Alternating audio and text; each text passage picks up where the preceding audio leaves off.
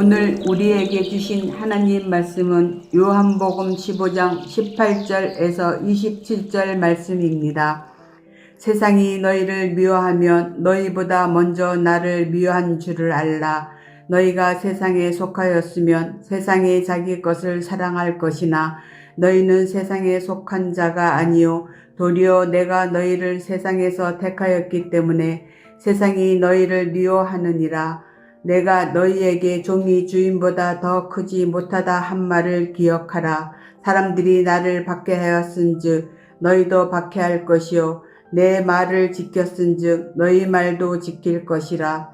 그러나 사람들이 내 이름으로 말미암아 이 모든 일을 너희에게 하리니 이는 나를 보내신 이를 알지 못함이라.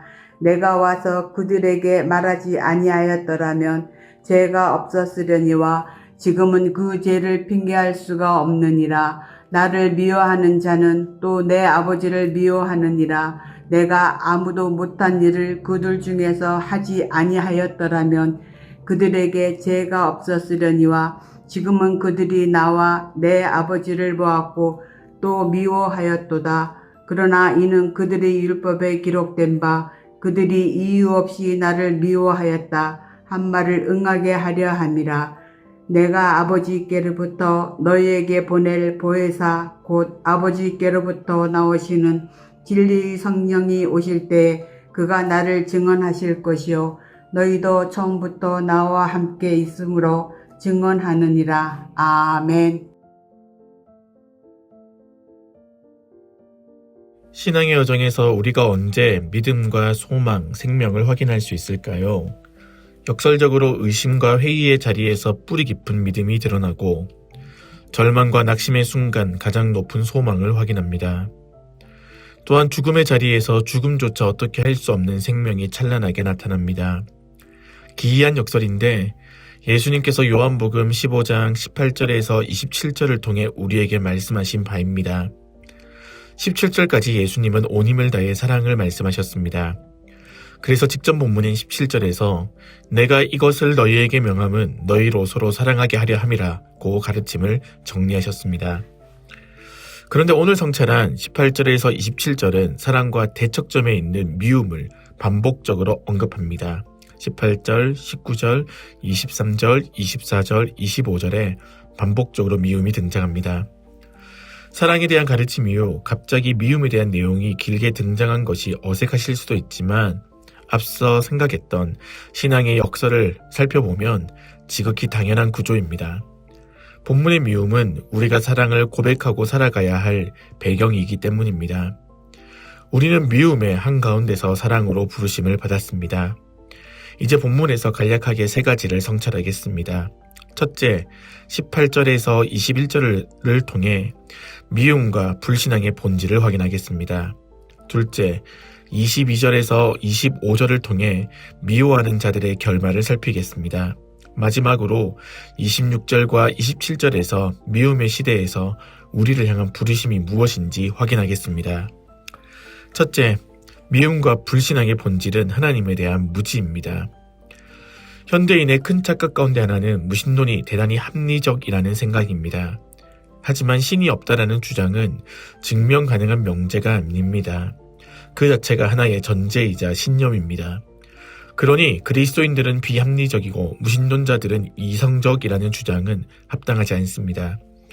사실 모든 사람들이 이미 무엇인가를 믿고 있으며 누군가를 사랑하며 또한 무엇인가를 소망하고 있습니다. 차이가 있다면 그 대상이 다를 뿐입니다. 바로 여기에 미움과 불신앙의 뿌리가 있습니다. 미움과 불신앙은 사랑이신 하나님께 등을 돌린 결과 다른 신념을 선택한 결과입니다. 그래서 21절은 이는 나를 보내신 이를 알지 못함이라고 미움의 원인을 밝힙니다. 그리스도와 제자들을 미워하는 이들은 스스로 중립적인 체하지만 자신이 만든 감옥에 갇혀 진실을 애써 외면하고 있습니다. 4년 전 복음과 교회를 처음 접한 청년을 만났습니다. 첫 만남의 자리에서 그 지체는 자신이 2, 3개월 교회라는 공간에서 마주한 신기한 현상을 물었습니다. 왜 사람들이 이유 없이 제게 잘해주는 것일까요? 그 지체가 지금 그때까지 살았던 세상은 늘 무엇인가 이유가 있는 그래서 무엇인가를 거래하는 세상이었습니다. 그 세상에 갇혀 있는 이들은 대가 없는 사랑, 은혜를 본능적으로 의심합니다. 실제로 지체들의 선의를 계속 의심하고 있었습니다. 유사하게 사랑이신 하나님에 대해 무지한 세상은 그리스도를 미워했고 이제 그리스도에 속한 제자들을 또한 미워할 것입니다.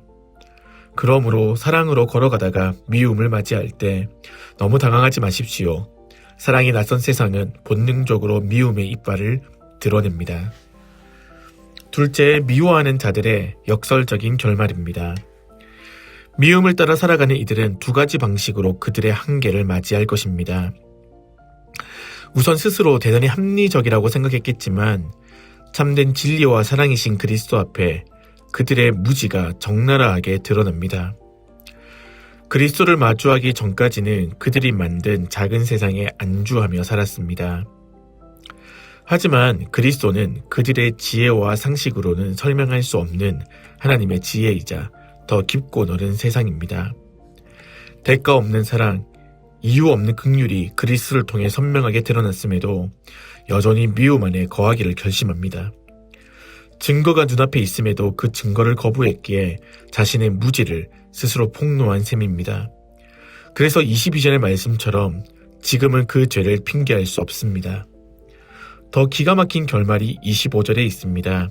예수님은 25절에서 그러나 이는 그들의 율법에 기록된 바 그들이 이유 없이 나를 미워하였다 한 말을 응하게 하려 함이라고 말씀하셨습니다. 미움에 속한 이들은 온 힘을 다해 사랑의 증거를 외면하고 사랑의 물줄기를 막으려 했습니다. 그래서 이 땅에 찾아온 사랑, 즉 예수 그리스도를 증오하며 십자가에서 죽였습니다. 그런데 그런 행동이 도리어 하나님의 사랑이 얼마나 깊고 넓은지를 고백하는 증거가 되었습니다. 스스로 주연이 되어 그리스도를 막으려 했지만 도리어 그리스도의 조연이 되어 하나님의 사랑을 비추는 배경이 되었습니다. 예수님이 십자가에 달린 자리에서 세상은 자신의 뜻이 이루어졌다고 자부했습니다. 그런데 예수님은 요한복음 19장 30절에서 다 이루었다고 선언하셨습니다. 기가 막힌 반전입니다.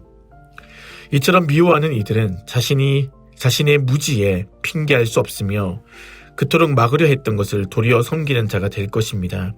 그리스도의 십자가가 그 명백한 신뢰입니다. 마지막으로 미움의 한가운데서 우리를 향한 부르심이 무엇인지 확인하겠습니다. 앞선 18절에서 25절은 세상과 미움이 크고 힘이 있어 보여도 그들의 근거가 무지이며 그들의 마지막이 하나님의 조연임을 알려줍니다. 결국 이루어지는 것은 하나님의 사랑입니다. 이 사실을 알았다면 우리가 어떻게 매일을 살아가야 할까요?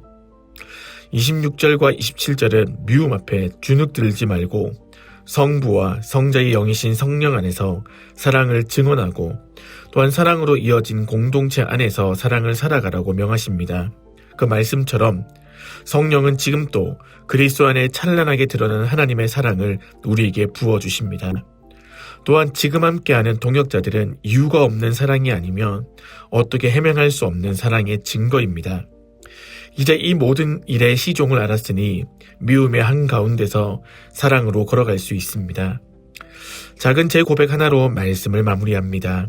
열흘 전 동서울대학에서 SFC에 흥미를 가진 한 학생이 연락을 주었습니다. 기대를 가지고 월요일 점심이 학교를 찾았습니다.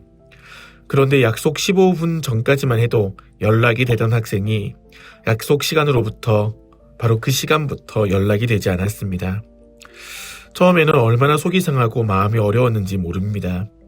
하지만 바로 그 자리에서 저를 향한 그리스도의 신실한 사랑이 떠올랐습니다.